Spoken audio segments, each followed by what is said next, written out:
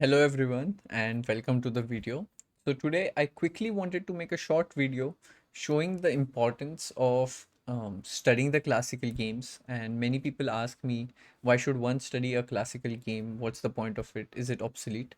But I feel when you know some of the classic games, the ideas, you can then use it in your own games, and I wanted to show how does that work.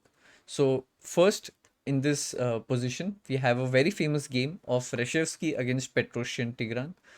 Both were like really good players. Petrosian was world champion, as everyone knows. So I'll quickly take you to the critical position of the game. I would.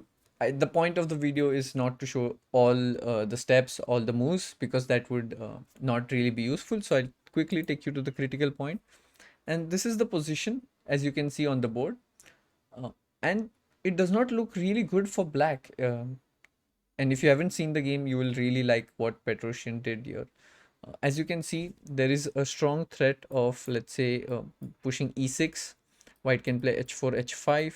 The only problem with white here is that the bishop on b2 is slightly bad, but apart from it, he has a really active position. And black's rooks are very passive. The knight is kind of misplaced on c6. It's not really doing much, but black has good control over the light squares if you look at it. And to stop these ideas of e6 and just playing h4, h5, uh, Petrosian came up with a remarkable resource. Although it was a defensive move, but this sacrifice really made an impact on me. And if you don't know the game, I would advise to take some time out and think about it. So the move here which Petrosian played was rook to e6. And I was young when I saw this game, and it made a deep impression on me. The idea is that this rook was a defensive piece, and it's much more valuable to control the light squares rather than looking at in a just material way. And black's idea is clear, that he'll play knight e7, knight to d5, and suddenly all his pieces work in a harmony and they look much better. And to me, this was really remarkable. First of all, it's an exchange sacrifice. It's a positional exchange sacrifice. We have seen a lot of sacrifices in attacking play, but here it was a purely defensive idea and more of a long-term sacrifice. And I really enjoy these sacrifices. In the game, after white played a4, Petrosian played knight e7. White eventually took queen f1, knight d5. And as you can see, black's moves suddenly became a lot easier. And once my coach told me that if you can see the next three moves in your game, that means that your position is kind of okay. That's a good guideline to have. It's not always applicable, but it's a good guideline. And eventually, uh, white captured back. And there are many details in this position, but that's not the point of the video. So, as I said, I was very impressed by this. And this idea of positional exchange sacrifices, I really enjoyed.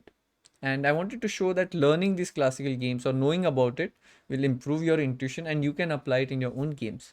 So I'll quickly take you to two examples of mine. So this was the first game against Abhijit Gupta, who is a strong Indian grandmaster. He was 2650, 2670 at some point. And this was played in a final match of a Pro Chess League, where our team has to win the game. If we don't win, we are knocked out. And if we win, we stay in the match. So this was a very, very important game. So I'll quickly scroll through the initial moves so that you get the idea. It was an English opening and a pretty closed one, I would say. Again, there is no point in delving deep into each move, but I want to show you the critical positions rather than just the moves, because the idea is really more important than all this stuff. Okay, so black wanted to play the move e4. I played knight e4 to stop that.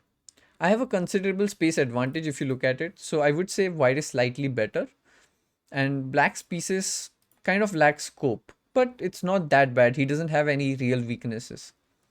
I thought my knight on f3 is not really doing well, so I play knight e1 to improve it. Yeah, like this.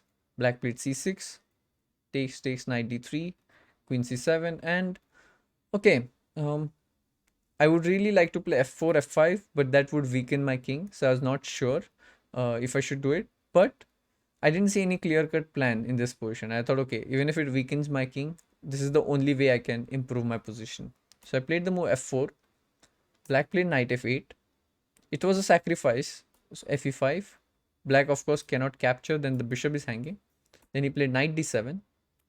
I took. And here, black played a classic mistake. He should have captured with the queen. And then it is not really easy for me to progress because of the double pawns. Although I'm pawn up, these double pawns really restrict my mobility. But he played bishop d6, and now comes the point of the entire game. I played the move c5, bishop goes to f8, and there came the move rook b6. Again, very similar. I mean, not exactly the same like Petrosian. There it was more of a defensive idea, but the concept of positional exchange sacrifice is the same. And here I played rook b6 move, completely paralyzing the rook on b8. The point is, if black captures, uh, I'll get a connected passed pawn, and then my pieces are having much more freedom. Black declined, and I of course did not bother with defending the rook. I just kept on improving my position. I played e5, attacking the pawn on c6. Black played bishop f5. Of course, I don't want him to take my knight. Played e4. Bishop went back, and I was just playing slowly. Like, there's nothing really which black can do. All his pieces are completely passive. And in frustration, eventually, black captured the knight, captured the rook with the knight. As you can see, I was just stopping all his ideas. He was attacking my pawn. I just played queen c3, defend this. Eventually, he captured. I took with the c pawn. And then I exchanged off his dark squared bishop. And although he has an extra exchange, my knight is much more powerful. This pawn on b6 completely obstructs the rook on b8. And the rest was just a matter of technique. And eventually I won the game. So this was not just a one-off coincidence. This positional exchange sacrifices I managed to execute in other games as well. And I'll quickly show you one more example where I could do it.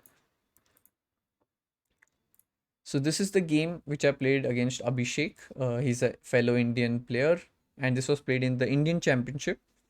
And in this tournament, I was not doing so well up to this point, but this game really cheered me up. I'll quickly go through the opening moves so that you know how the position came about, but I'll not analyze it in a lot of detail. So the first critical point was this position, f3, rook a5, knight c3. And if you look at it, white is slightly better for two reasons. First of all, he has more space on the king side, I would say. And then black has one weakness on b6, this double pawn. Although he has the open a file in return, we can't really use it right now. And here I had read a book called Endgame Strategy by Mikhail Shereshevsky, another great book. I would highly recommend all of you to read it. So in that, he had explained the idea of two weaknesses. You can't really win a game with just one weakness. You have to have two weaknesses so that your opponent's defensive resources are diluted and they have to like switch back and forth. So after 98, I took, and I realized that this pawn on b6 is one of the weakness. I need to create one more. That's why I played the move h4, h6, h5, bishop h7, rook g1. Now all these moves make sense because what I'm trying to do is create another weakness on the king side so that when the pieces go to the king side, I can attack on queen side and vice versa. He played the move f6, played the move f4, and again. Now you can see there are some weaknesses here as well. I played the move rook g3. The point is if black captures, I'll play rook h1.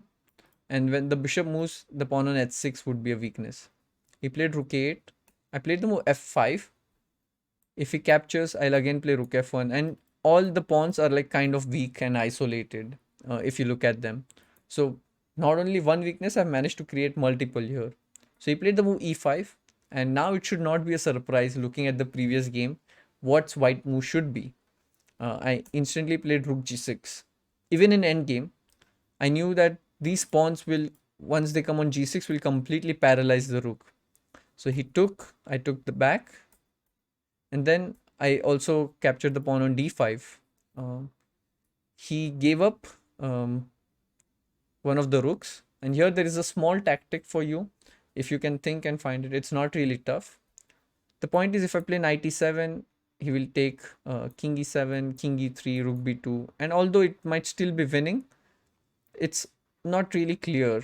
But there is something much simpler here after rook a2, and that was to give a check with the rook. The point is, if he captures, which he did in the game, g7, and the pawn on g7 is unstoppable, and in just a few moves, I managed to win. So really short demonstration, but I wanted to emphasize the idea of positional exchange sacrifice, and to learn the classical games. That would be my one advice, as it can help you in your own games. And I hope you found these ideas beautiful, and it helped you or inspired you to execute something similar in your own games. Thank you very much.